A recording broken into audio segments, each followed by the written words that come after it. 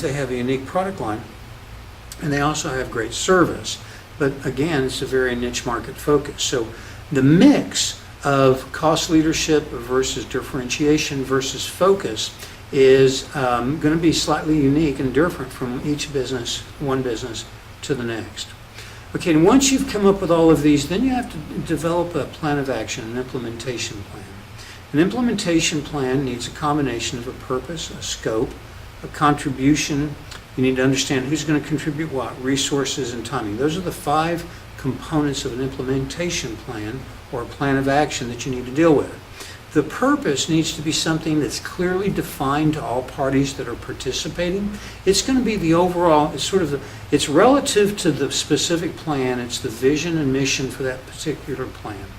The scope is going to deal with who is participating, what departments and what people have to be brought in to implement this plan. The contribution is basically what is the benefit going to be, but it's not just the overall benefit. For each of the players, they have to clearly understand how is implementing this plan going to contribute to their success for their departments and their personal goals. So their departmental goals and personal goals have to be clearly defined in the context of how they're going to benefit from contributing to and the contribution of the implementation of this plan.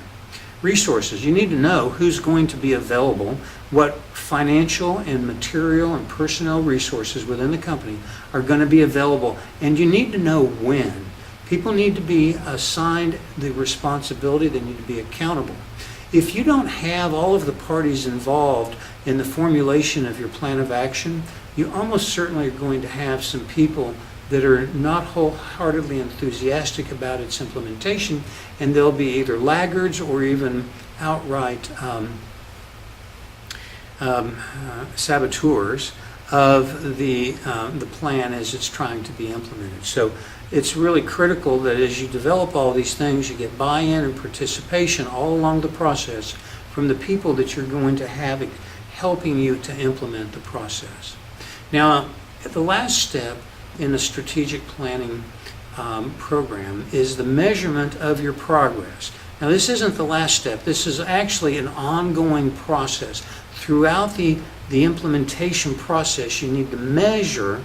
We talked about the measurement of objectives as you're reaching or striving to reach your goals. Well, it's the exact same concept.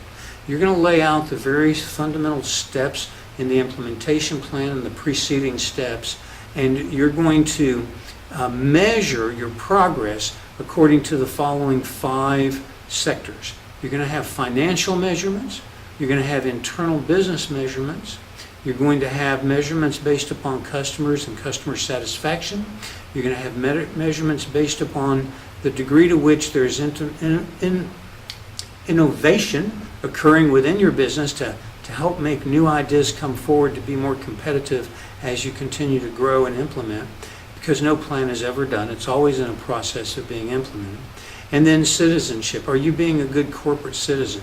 For small companies, the innovation and citizenship requirements are probably less likely. In fact, the priority is pretty well sequenced with you have to measure your financial goal achievement, then your internal business processes are becoming more efficient, and of course your customer support and service and satisfaction levels have to be monitored as well.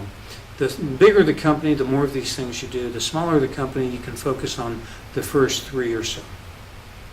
So there's our discussion of the essential components of the competitive advantage and the strategic planning process. There's more details in the book that follows, so please enjoy.